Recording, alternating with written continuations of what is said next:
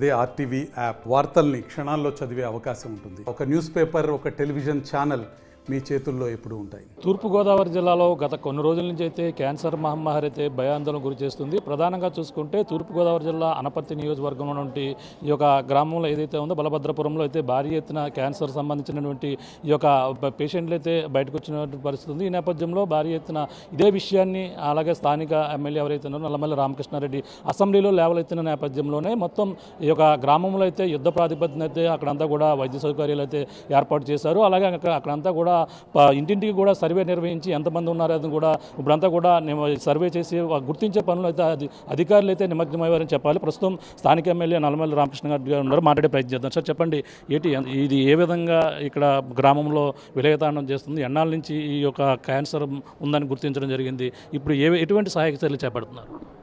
గత 2.5 సంవత్సరాలుగా ఈ విషయం పైన స్థానిక ప్రజానీకం ఆందోళన వ్యక్తం చేయడం జరుగుతూ ఉంది. తర్వాత కూటమి ప్రభుత్వం అధికారంలోకి వచ్చిన తర్వాత కూడా అనేక మంది నాయకులు అవనివ్వండి, లేకపోతే సామాన్య ప్రజానీకం అవనివ్వండి, బలభద్రపురానికి చెందిన వ్యక్తులు గ్రామంలో క్యాన్సర్ విస్తరిస్తూ ఉంది అనే విషయాన్ని నా దృష్టికి తీసుకురావడం జరిగింది.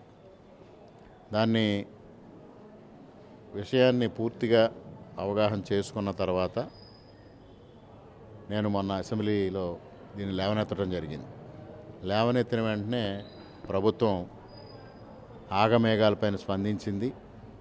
రాష్ట్ర యంత్రాంగాన్ని అంతటినీ ఇక్కడ మోహరించడం జరిగింది. ముఖ్యంగా వైద్య ఆరోగ్య శాఖ అధికారులు, జిల్లా యంత్రాంగం అంతా వచ్చి ఇంటింటికి సర్వే నిర్వహించడం జరుగుతూ ఉంది. 2 రోజులుగా ఒక ప్రాథమిక సర్వే, అంటే మౌఖికంగా వారితో గ్రామస్తులతో ఇంటరాక్ట్ అయ్యి మౌఖికంగా కొంత సమాచారం సేకరించడం జరిగింది. ఈ రోజు నుంచి ఏదైతే స్వతంత్ర ఆసుపత్రి జిఎస్ఎల్ మెడికల్ కాలేజీకి అనుబంధంగా ఉన్న క్యాన్సర్ హాస్పిటల్ ఏదైతే ఉందో స్వతంత్ర వాళ్ళ ఆధ్వర్యంలో అక్కడ మొబైల్ ఎక్విప్మెంట్ తీసుకురావడం, అదేవిధంగా హోమీబాబా క్యాన్సర్ ఇన్స్టిట్యూట్ నుంచి వైద్యులు రావడం, అదేవిధంగా రంగరాయ మెడికల్ కాలేజ్ నుంచి కానీ రాష్ట్ర ప్రభుత్వం నుంచి కానీ క్యాన్సర్ నిపుణులు అందరూ వచ్చి ఇవాళ అక్కడ కార్యక్రమం నిర్వహించడం జరుగుతూ ఉంది. ముఖ్యంగా ఏదైతే గత 2 రోజులుగా మౌఖికంగా మాట్లాడినప్పుడు కొంతమంది అనుమానితులు సస్పెక్టెడ్ కేసెస్ ఉన్నాయో ఆ కేసెస్కి వాళ్ళ స్క్రీనింగ్ జరుగుతూ ఉంది. కానీ ఇది సంపూర్ణంగా సరిపోని పరిస్థితి. కొంతవరకు గ్రామస్తుల్లో ఒక భయాందోళన ఉంది. గోప్యత పాటించాలనే ఒక ఆలోచనలో గ్రామస్తులు ఉన్నారు. ముఖ్యంగా వారందరికీ కూడా విజ్ఞప్తి చేసేది, గోప్యత విడనాడండి. మీ ఆరోగ్య పరిరక్షణ కోసం ఇవాళ ప్రభుత్వం ముందుకు వస్తూ ఉంది. ఒకవేళ గ్రామంలో ఎటువంటి ఇబ్బంది లేదు అని తేలినా అది మీకు ఆందోళన, మీకు మానసికంగా ఆందోళన లేని విధంగా చేయడం కోసమే ప్రభుత్వం కృషి చేస్తూ ఉంది. అందువల్ల ప్రతి ఒక్కరూ ఈ టెస్టులు చేయించుకోవాలి. అదేవిధంగా ఉదయం కలెక్టర్ గారు కానీ, అదేవిధంగా జిల్లా యంత్రాంగం కానీ, రాష్ట్ర యంత్రాంగం కానీ ఉన్నప్పుడు నేను ఒక ప్రతిపాదన కూడా చేశాను. జిఎస్ఎల్ వాళ్ళు కూడా దానికి యాక్సెప్ట్ చేశారు. గ్రామంలో ఉన్న అందరి రక్త నమూనాలు సేకరించి విశ్లేషణ చేయడం ద్వారా అనుమానితుల్ని ఒకసారి ఆలోచన చేసి రక్త పరీక్షల్లో ఎవరైనా అనుమానితుల జాబితా ఉంటే వారికి ఫర్దర్ టెస్టులు, ఇన్వెస్టిగేషన్స్, స్క్రీనింగ్ అంతా చేసి గుర్తించి వారికి వైద్యం అందించాలి. దానికి ప్రభుత్వం ముందుకొచ్చింది. హోమీబాబా క్యాన్సర్ ఇన్స్టిట్యూట్ ఏదైతే ఉందో అక్కడ ఉచితంగా వైద్య సేవలు అందించడానికి వాళ్ళ రాష్ట్ర ప్రభుత్వం వారితో మాట్లాడడం జరిగింది. అదేవిధంగా ఇక్కడ స్వతంత్ర ఆసుపత్రి వారు కూడా వైద్యం అందించడానికి వారు ముందుకొచ్చారు.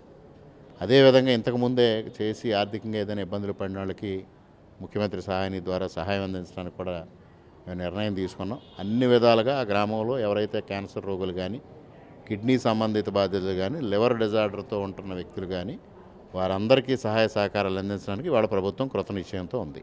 ఇప్పుడు దాకా ఎంతమంది దాని బారిన పడ్డారు? ఇప్పుడు ప్రస్తుతం ఎంతమందిని గుర్తించడం జరిగింది? అంటే గతంలో కూడా చనిపోయారని కూడా చెప్తున్నట్టు పరిస్థితి ఉంది, ఎలా చూడాలి? దాదాపుగా గత 2.5 సంవత్సరాలుగా 60 మంది వివిధ కారణాల వల్ల చనిపోవడం గుర్తించడం జరిగింది. ఆ జాబితాను కూడా కూటమి నాయకులు ప్రభుత్వ అధికారులకు అందిస్తే దానిపైన సర్వే నిర్వహించారు. దాంట్లో దాదాపుగా 20 మంది ఒక్క క్యాన్సర్ వల్లనే చనిపోయారని గుర్తించడం జరిగింది. ఆ సంఖ్య కూడా నిర్ధారించలేము, ఎందుకంటే కొంతమంది అక్కడ కారణాలు తెలపరు. డెత్ సర్టిఫికేట్ రాసేటప్పుడు కారణం తెలవకుండానే సహజ మరణం కింద రాస్తారు. ఇదంతా ప్రాథమిక అంచనా మాత్రమే. కానీ దౌర్భాగ్యమైన విషయం ఏంటంటే గత 2.5 సంవత్సరాలుగా ఈ విషయం ఉన్నప్పటికీ ఆ రోజున ఒక వైద్యుడు ఇక్కడ శాసనసభ్యుడిగా ఉండి ఈ విషయాన్ని గుర్తించారా, గుర్తించలేదా, గుర్తించకుండా కాలయాపన చేశారా, లేదు ఇతను ఇది ఇలాగా ప్రజలు అనారోగ్యంగా ఉంటే తనకు ఆర్థికంగా లబ్ధి చేకూరుతుందనే విషయాన్ని దృష్టి సారించారో తెలియదు, కానీ పూర్తిగా విస్మరించడం జరిగింది. ఇవాళ కూటమి ప్రభుత్వం వచ్చిన తర్వాత ఒక్కసారిగా ప్రభుత్వ పని విధానం ఏ విధంగా ఉందో తెలియజెప్పాలి. అసెంబ్లీలో నేను విషయాన్ని లేవనెత్తగానే మరుసటి రోజు నుంచి రాష్ట్ర ప్రభుత్వ యంత్రాంగం అప్రమత్తం అవ్వడం, దానికి తగిన చర్యలు తీసుకునే దిశగా వెళ్తూ ఉంది. గత 2.5 సంవత్సరాలుగా అక్కడ రసాయన పరిశ్రమలు ఏదైతే ఏర్పాటుకి జగన్మోహన్ రెడ్డి ప్రభుత్వం, ఇక్కడ స్థానిక అప్పటి శాసనసభ్యుడు కృషి చేశారో వారి ఆకాంక్షలకు అనుగుణంగా అక్కడ రసాయన పరిశ్రమ అయితే ఏర్పాటు జరిగింది, కానీ ప్రజలకి అనారోగ్య సమస్యను తెచ్చిపెట్టింది అనేది భావిస్తూ ఉన్నారు ఇవాళ ప్రజలంతా. దానిపైన కూడా సమగ్రమైన విచారణ జరిపించమన్నాం.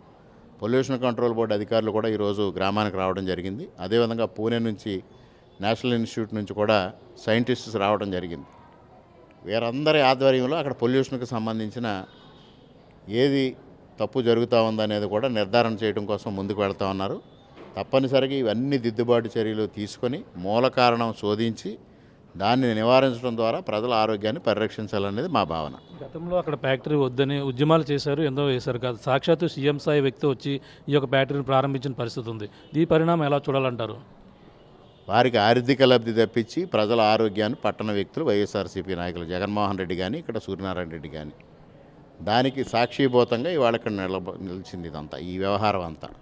ఆ రోజున మేము చెప్తా ఉంటే అక్కడ పబ్లిక్ హీరింగ్ జరిగినప్పుడు నేను రాబోయే పరిణామాలు ఏ విధంగా ఉంటాయి అనేది విశ్లేషించి నేను మాట్లాడితే, నా తర్వాత మాట్లాడేటప్పుడు ఎమ్మెల్యేగా ఉన్న సూర్యనారాయణ రెడ్డి గారు సాక్షాత్తు ఒక వైద్యుడు అయ్యుండి ఫ్యాక్టరీ చిమ్మిని నుంచి పొగ వస్తుందా పొల్యూషన్ అని రామకృష్ణారెడ్డి మాట్లాడుతున్నారన్న మాట్లాడిన ఒక అవివేకి సూర్యనారాయణ రెడ్డి. అవివేక్ అనాలా, లాభాపేక్షతో ఆ విధంగా మాట్లాడాలని అనాలా? చిమ్మిని నుంచి పొగ వస్తేనే అది పొల్యూషన్ అనుకునేటంత అజ్ఞానిగా ఆ రోజు శాసనసభ్యుడు ఉండటం ఈ నియోజకవర్గం యొక్క దురదృష్టం. ఒక శాసనసభ్యుడు వైద్యుడిగా ఉండి ప్రజల యొక్క ఆరోగ్యాన్ని పరిరక్షించాల్సింది పోయి ఆరోగ్యాన్ని హరించే విధంగా వాళ్ళ చర్యలు తీసుకోవడం జరిగింది. దాని ఫలితం పాపం వారి కుమారులకి గ్రాసిమ్ వాళ్ళు ఒక యూరాలజీ సెంటర్ కట్టించి ఇచ్చారు. ఇప్పటికీ ఈ ప్రాంతం దాన్ని గ్రాసిమ్ యూరాలజీ సెంటర్గానే పిలుస్తారు. 9 కోట్ల రూపాయలతో అధునాతనమైన ఆసుపత్రి నిర్మాణం అక్కడ జరిగింది గ్రాసిమ్ వాళ్ళ సౌజన్యంతో. ఆ లబ్ధి వారికి చేకూరింది. కాసుల పంట సూర్యనారాయణ రెడ్డి గారికి, క్యాన్సర్ పంట ప్రజానీకానికి. అది గత ప్రభుత్వం యొక్క నిర్వాహకం. ఉద్దానం వంటి కిడ్నీ సమస్యలు అక్కడ అంతా కూడా బాగా తీవ్ర స్థాయిలో ఉన్నటువంటి పరిస్థితి. అప్పట్లో మొదట్లో గుర్తించలేకపోయారు. కానీ మీరు ఇక్కడ క్యాన్సర్ ఈ విధంగా మా విలయతాండం చేస్తుంది, వ్యాపిస్తుందని మీరు గుర్తించారు. దీన్ని అరికెట్టేందుకు మీరు కృషి చేస్తారా బాగా తీవ్రంగా? అదే కదా మీరు చూస్తున్నారు కదా గత వారం రోజులుగా ఏం జరుగుతూ ఉందో.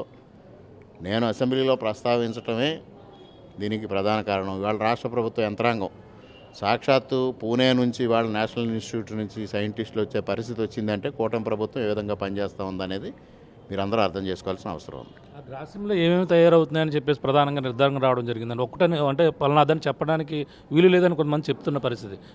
ఏమి తయారవుతుందంటారు? దాదాపు 56 రకాల కెమికల్స్ తయారవుతున్నాయి ఇక్కడ.